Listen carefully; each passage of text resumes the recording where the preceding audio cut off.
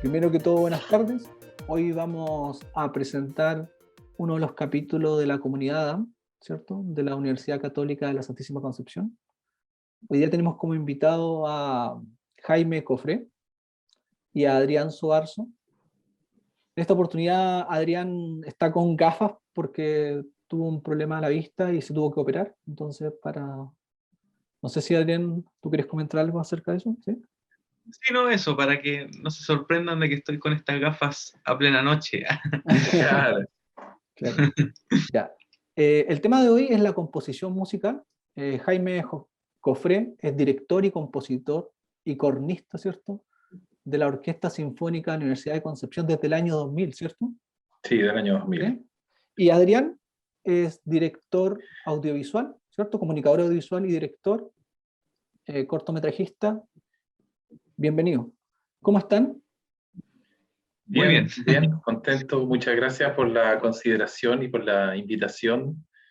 Creo que es un tema interesantísimo el que vamos a abordar hoy día junto a mi querido amigo Adrián Soarzo.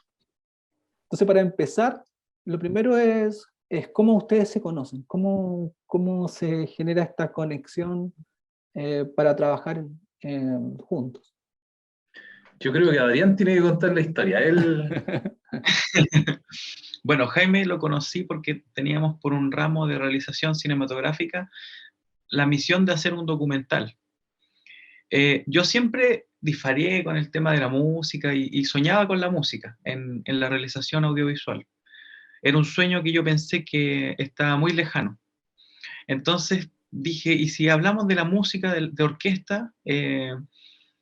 Que es un área artística muy importante en Chile y que está muy desarrollada. Entonces pensé, hagámoslo acerca de un profesor. Y llegó justo la idea de otro amigo, Cristian Quesada, que es alumno justamente de Jaime.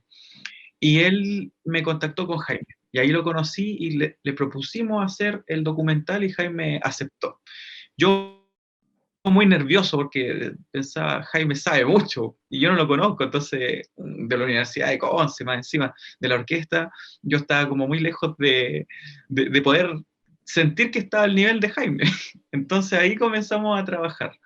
Mientras grabábamos el documental, yo imaginaba que esa música que tocaban, que era sinfónica, podía estar incluida en una realización audiovisual. Es lo que estuve pensando durante toda la realización del... Entonces, cuando terminamos el documental, quedé yo contento. No sé, Jaime, ¿tú quedaste contento con el documental? Yo quedé feliz, aparte que, claro, fue súper loco el proceso, un documental, a mí como que a uno le da pudor, ¿cachai? Pero fue bonito, fue muy bonito, aparte que el trabajo, no sé, pues enganchamos al tiro con Adrián, fue como un asunto así, como, no sé, fue como que nos conociéramos tanto tiempo. Así Hicimos que, claro, sí, sinapsis, claro.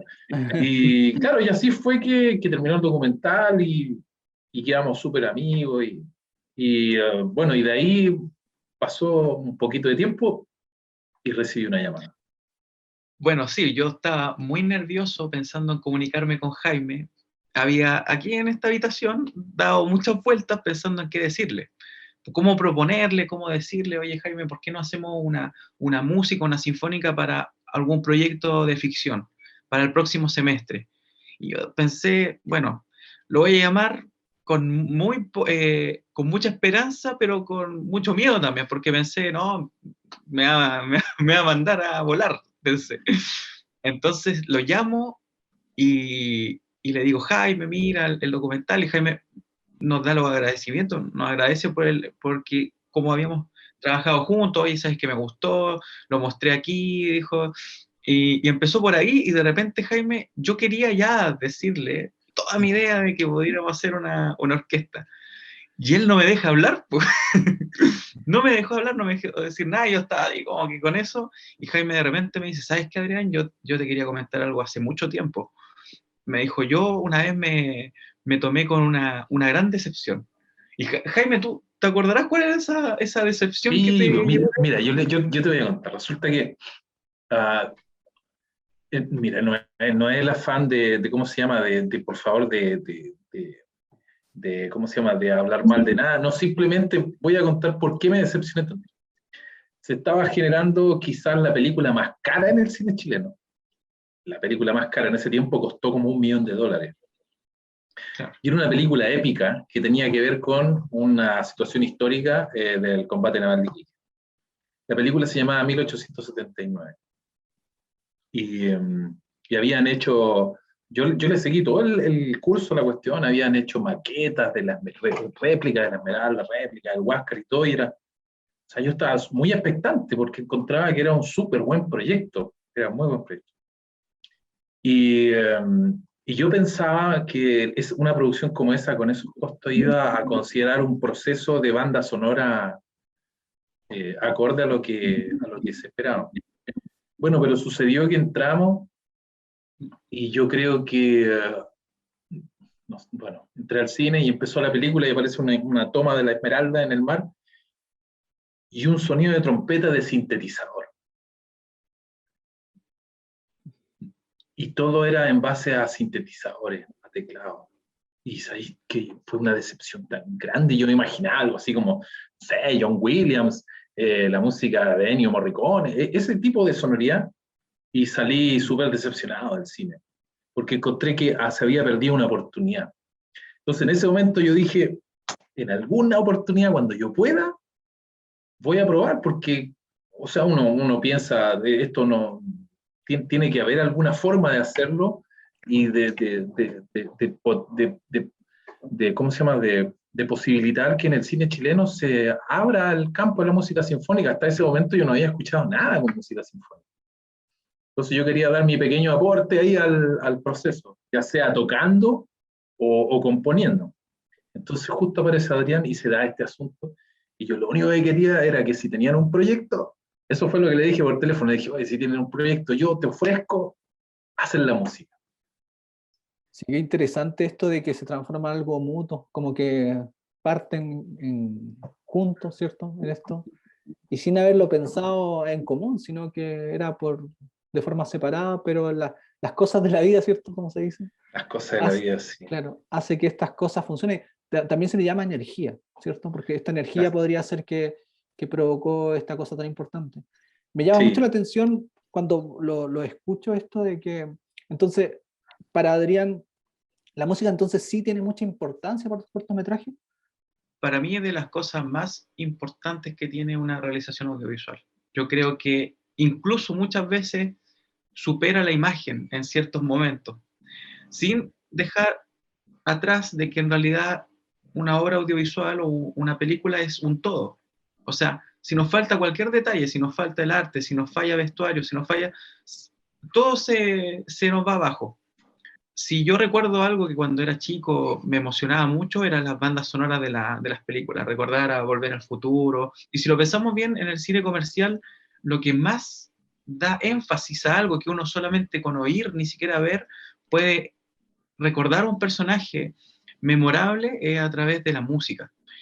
Volver al Futuro, La Casa de Papel, la serie Game of Thrones, El Señor de los Anillos, todas esas grandes secuelas, series, películas, su música es de las cosas más importantes y pasan a ser un símbolo de la película que hace recordar para siempre su estructura y su guión. De hecho, como para complementar, la música del séptimo arte, como se le denomina al cine, pasó a conformar una sección importante del repertorio orquestal del mundo. Es decir, hay obras que se han transformado, especialmente una, que es la música de Star Wars, se ha transformado con el paso de los años en una verdadera pieza de concierto. Lo mismo está ocurriendo con El Señor de los Anillos y no sé, pues, con música como las de Hans Zimmer, que son obras que traspasaron el límite el límite de lo visual, por lo que dice Adrián, es decir, es de fácil conexión con la realización, el asunto temático de los temas. Pero obviamente esto también no hay ninguna música famosa que haya sido de una película que visualmente no haya estado bien hecha. ¿Sí? Claro. Entonces, son un complemento necesario y que viene a complementar esta palabra, si palabra audiovisual no es por cualquier cosa, audiovisual. Entonces, creo que es muy importante. ¿no? Ya, entonces, se reúnen, esta casualidad, ¿cierto? Esta coincidencia en el trabajo. Además, plantea lo de lo importante que es la música en el cine, ¿cierto? Esto, que tú lo dices muy bien, esto del audiovisual, ¿cierto? Porque lo visual es como, se suele ir para allá siempre, ¿cierto? Pero también nos olvidamos un poco de lo importante que en este caso la música. Entonces les toca enfrentar el primer proyecto en común, ¿cierto? Sí. Donde esto ya se tienen que poner a trabajar. ¿Cómo generan esto de la composición? ¿Cómo empieza todo esto? Claro, lo que pasa es que, como te decía adelante, yo no tenía ninguna experiencia trabajando de una manera tan subjetiva al principio, porque primero nos juntábamos a tomar un café y a conversar de qué se iba a tratar la película, y que finalmente, incluso en el proceso, cambió el carácter porque, ¿te acuerdas tú, Adrián, que al principio tú querías que fuera bastante, no bastante, tú que estuvieras cerca de la comedia, ¿te acuerdas? ¿O no? Claro, habían partes que tenían que tocar como la comedia, Claro. pero, pero ¿qué hiciste tú? Que yo siento que mejoraste ahí con la música, que el tono de comedia lo tiene, sí lo tiene un poquito en No, ciertos si lo momentos, tiene. pero es tan sutil que no se transforma en un morbo dentro Claro. de... Entonces eso ayudó a que nos bajaran los decibelios a nosotros como producción y que eso quedara mucho más parejo o más coherente, en Sí, yo, realidad. yo, yo siento que el guión que hizo Adrián era un guión potente, porque es un guión para que incluso tuvo problema con los actores, es decir, los actores no querían hacerlo porque era un guión que no había diálogo, era un guión netamente de actuación. Entonces, esa es otra historia, eso da para otra historia también con lo que pasó con James y todo. Pero el proceso fue siempre de, oye, mira, te mando el corte, ve tú lo que hacíamos la música, yo le mandaba la maqueta, yo tengo un programa de edición de partitura, entonces con ese programa yo hacía la maqueta y se la enviaba con los segundos, con lo que tenía que durar, los tiempos, y bueno, claro, se hacía un corte más breve y eso afectaba a todo el desarrollo de la música, pero fue un trabajo bien artesanal, pero que se fue entendiendo, lo fuimos entendiendo poco a poco hasta que finalmente ya el lenguaje era común. Entonces, en el proceso también había que ir pensando cómo había que grabar, cómo lo íbamos a hacer, porque había que calzar la música con los tiempos de la película, nosotros no teníamos idea cómo hacerlo, entonces fue muy entretenido, muy entretenido. Hicimos la primera grabación de la música en Artistas del Acero, ¿te acuerdas? Sí, sí. Ahí hicimos la grabación.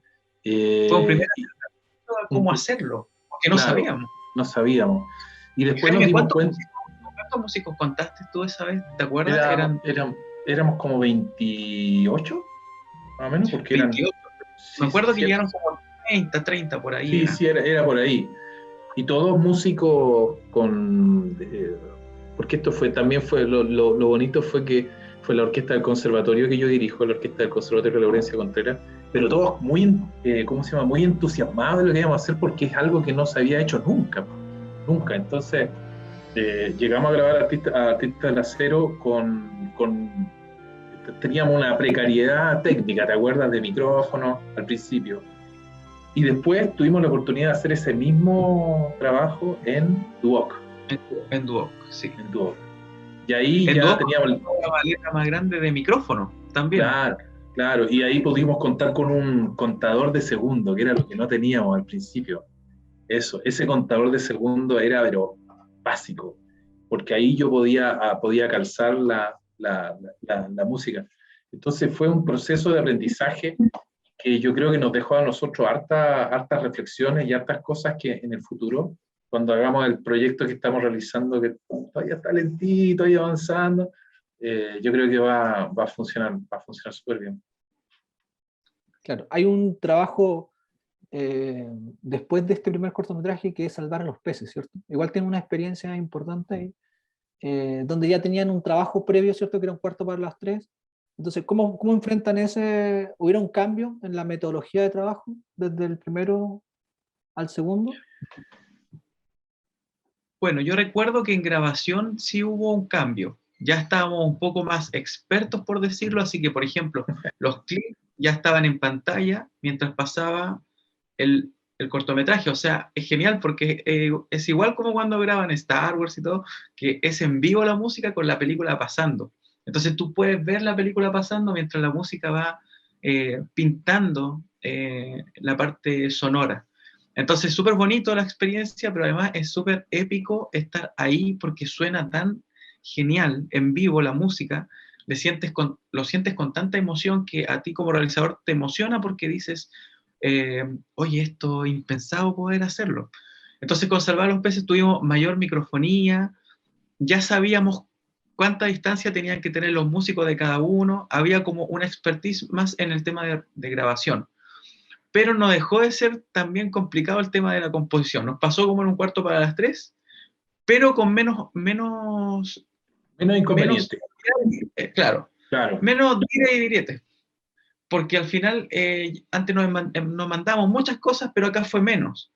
Pero igual tuvimos un aprendizaje de que la estructura, tenemos que tener los audiovisuales, por eso es súper importante que nosotros aprendamos de los músicos, o que los músicos también monten con nosotros ahí en el programa de edición, porque hay una cosa de los tiempos, que hay que saber que tiene que subsistir, los tiempos con la música, porque la música no tiene que ser puesta al final del montaje solamente para rellenar o para exigir una escena o sobrellevar una escena, no tiene que ser para arreglar pifias, tiene que ser con el material audiovisual. Sí, yo creo que en el caso de Un cuarto de las 3, que tuvo una muy buena recepción de parte de la crítica y de parte del público, yo creo que la música era un complemento perfecto a lo que estaba haciendo el actor. Era perfecto. El tratamiento de las cámaras que hizo Adrián.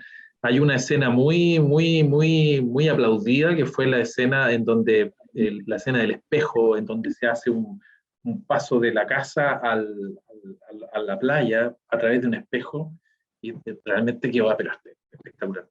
Entonces, pero ahí no había diálogo. En cambio, en Salvar a los Peces sí hay diálogo, y eso es gravitante, porque ahí la música tiene que estar al servicio del guión, del diálogo. Del diálogo.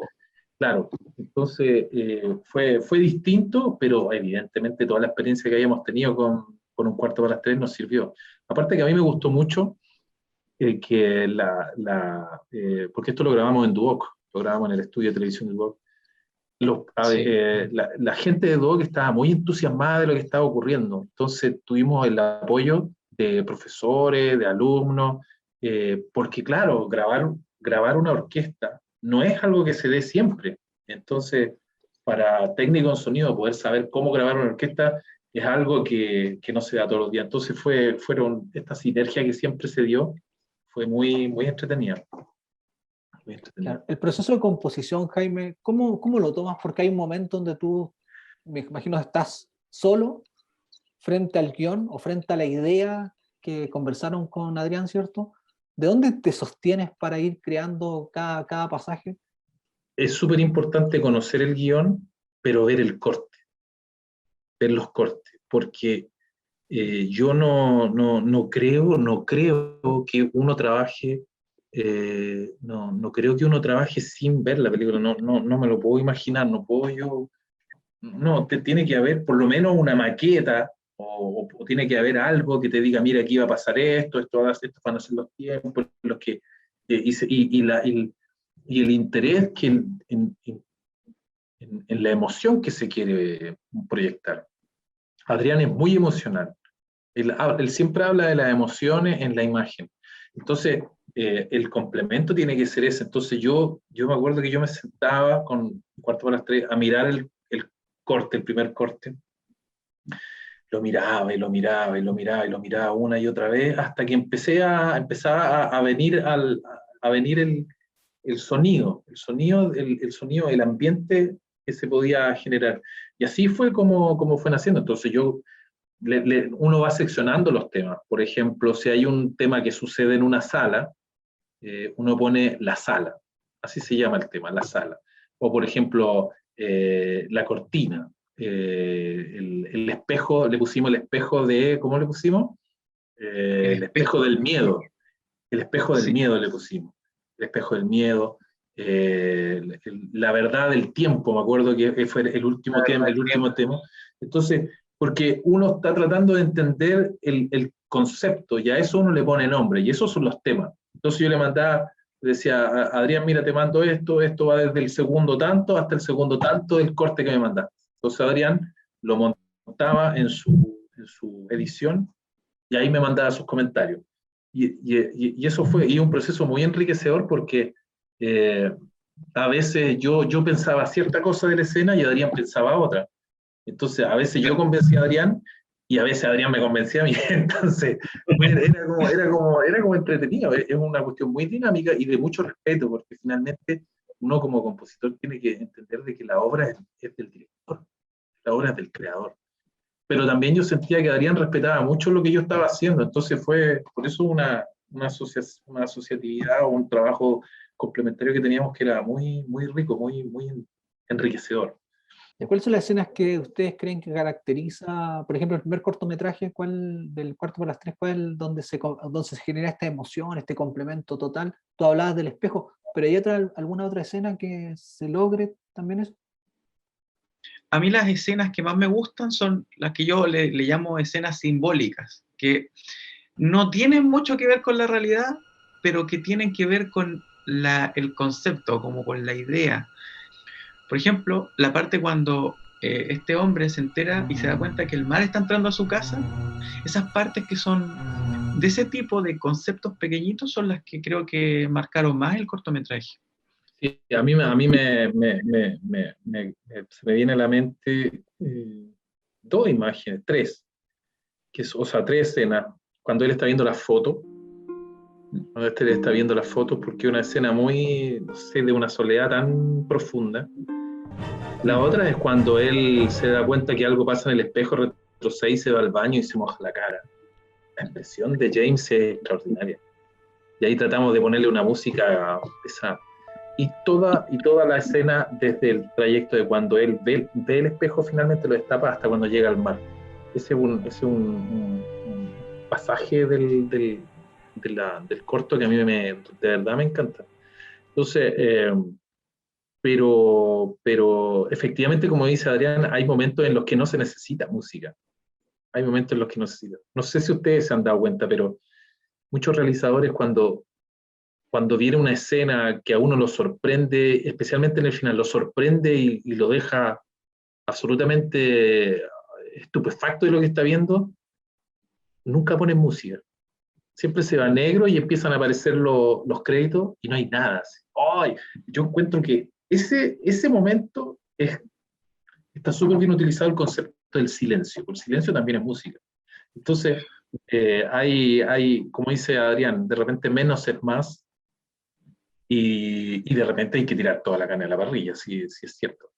Yo ahí me permitiría como entretejer un poquito más lo que había dicho anteriormente, para que no se entienda, no se vaya a entender de que yo quiero decir de que nada es sin música, ¿ya? Porque la música de la nada, por ejemplo, existe en ese momento que tú dices cuando pasamos a través del espejo.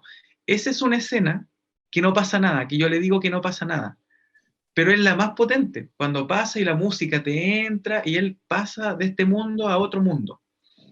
Ese traspaso para mí es la nada, porque nada está pasando.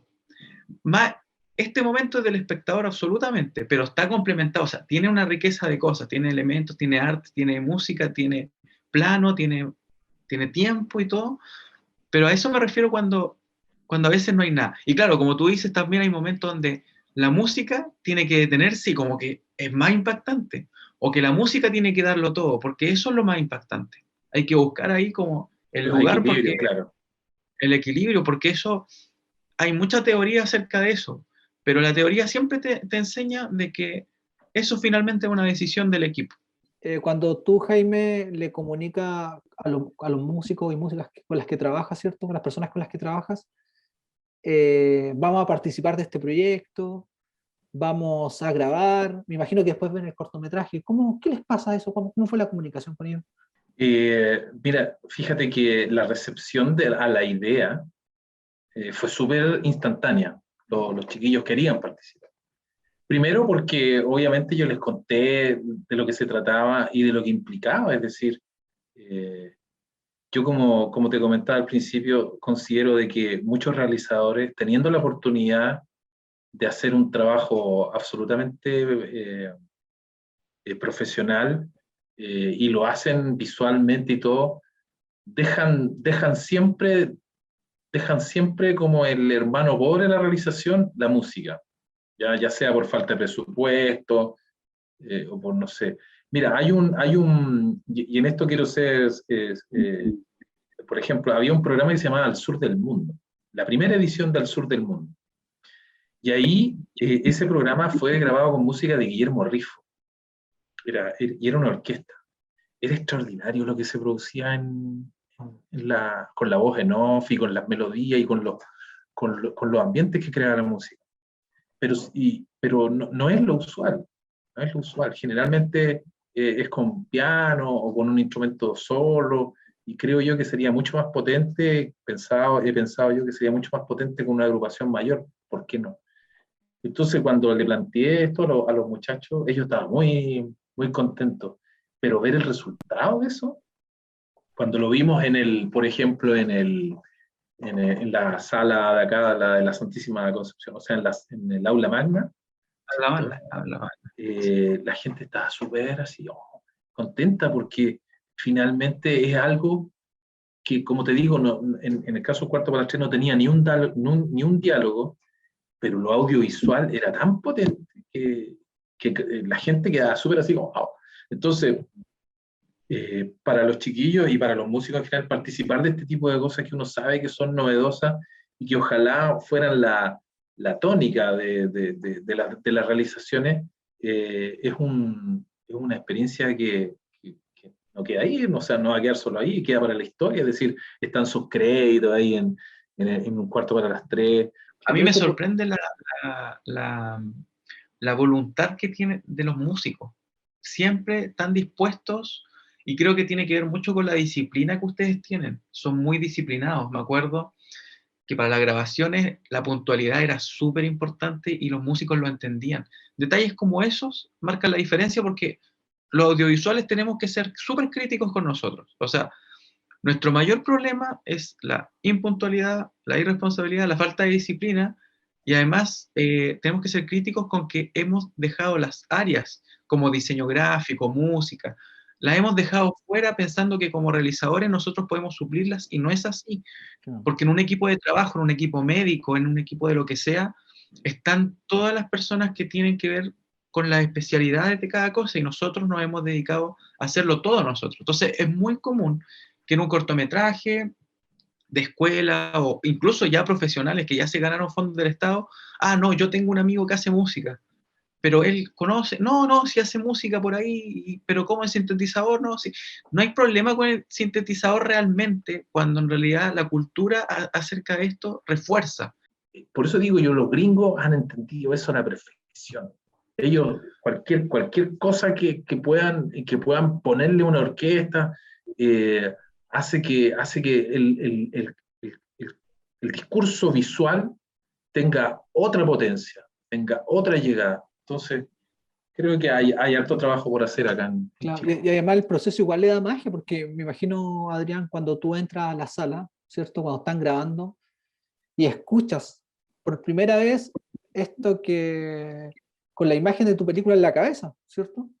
O proyectadas, porque muchas veces se graba la banda sonora proyectando la película, es como Claro, cuando uno de verdad siente la película, ¿cierto? Porque no solamente claro. se ve la película, sino que se siente la película. Entonces, imagino que eso, si te pasa a ti como director, le pasa a las personas que están viendo esto, imagino que a la audiencia, a los espectadores y espectadoras, ¿cierto? Se Se traspasa. le transmite eso. Y ese es un Claro. regalo para la audiencia. Entonces, quizás con este descuido, quizás estamos olvidándonos de que esto tiene que llegar a un punto, a emocionar a otras personas. Y así es como se comparte esto. Entonces, quizás ahí un poco está el límite de que no se traspase a ese punto. Dale. Yo quiero decir algo. Yo en ningún caso creo que otras expresiones de la música, como por ejemplo una guitarra acústica o una banda, no sé, de rock Emergente. emergente, o algo, Mm.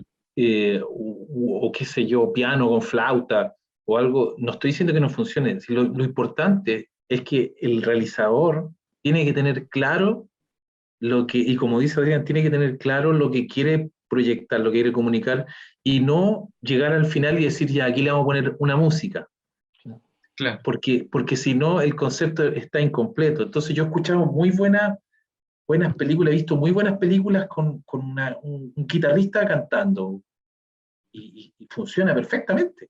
Claro. Entonces, ese es el Es que es parte, mensaje. como tú dices, de la propuesta, esto del Claro, complemento laboral. No es como lo que algo dijo el Adrián antes, esto de empezar a parchar o improvisar el final, sino que tiene que ser parte de la obra.